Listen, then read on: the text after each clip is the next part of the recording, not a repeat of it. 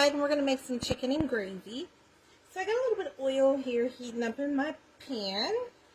And I have one large onion that I'm going to saute up.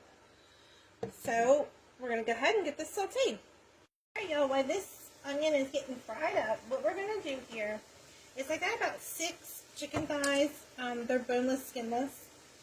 We're going to go ahead and put some oil on those, some olive oil, okay, vegetable oil, whatever you got. And what I'm going to do is I'm going to put some onion powder on it.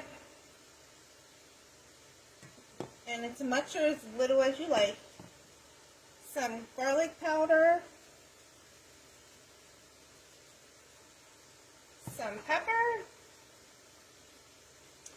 Now you can do this to your seasonings you don't have to add it.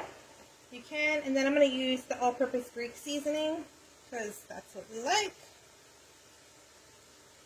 And I'm going to go ahead and toss this around. Alright y'all, so I got it pretty much mixed in there. Again, you're seasoned to your likings. So once this onion's fried, we're going to get these fried on both sides. Alright y'all, so these are getting brown. We're going to go ahead and add our chicken in here. So you just want to get our chicken in here. We're going to fry this up on both sides. Now you may have to do this in batches depending on how big your pan is. Okay?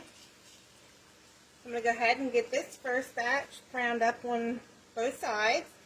But before I do that, I'm going to add a little bit of Worcestershire sauce to the pan here. Just a little bit. Maybe a tablespoon or 2. Okay, so let's get this fried up. So you just want to brown it on one side, flip it like I just did, and now we're going to brown this on the other side. And once this batch is done, I got a few more. If you got a bigger pan, that'll work well. But I don't, my other pan is dirty. So we're going to take these out, put them on a plate, and we'll get started on our rib. Alright y'all, so I'm taking out my last chicken breast here that I've browned. So now what you want to do is you want to take a 1/3 cup of flour. You want to sprinkle it in here. And you want to cook your flour until it's brown, okay? Now, if it's a little dry, just add a little bit more olive oil to it, and that'll be just fine. Or you can use some bacon grease. But I just put a little bit of olive oil in here to loosen this up because chicken doesn't have a lot of fat to it. Right, so we got our flour pretty much cooked up. Now you're going to take about 3 cups of chicken broth or chicken stock, whatever you got. So we're going to go ahead and add our 3 cups of chicken broth or chicken stock in here. Okay, let me get the rest of that in here. Alright, so I got 3 cups of that in here. So what I'm going to do is I'm going to add another 1/2 cup because this is going to reduce. So I'm going to add a 1/2 cup. Let's get our 1/2 cup in here. Now we're going to bring this to a boil here. And then once we bring this to a boil, we are going to add our chicken back in.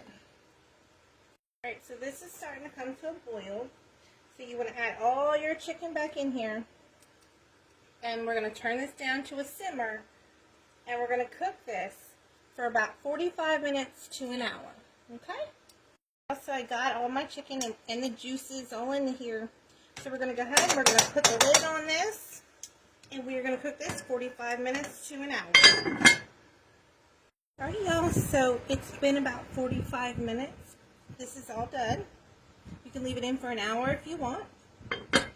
So, there's plenty of gravy in there. We're going to serve this over mashed potatoes, and I'm going to make a side of rice because my kids like it with rice.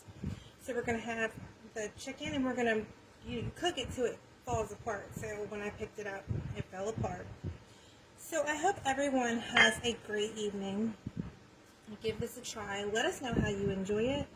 I have cookbooks available for those of you who are interested in those. 212 recipes. The second volume is almost done. So everybody have a great evening. If you have any questions, get in contact with me.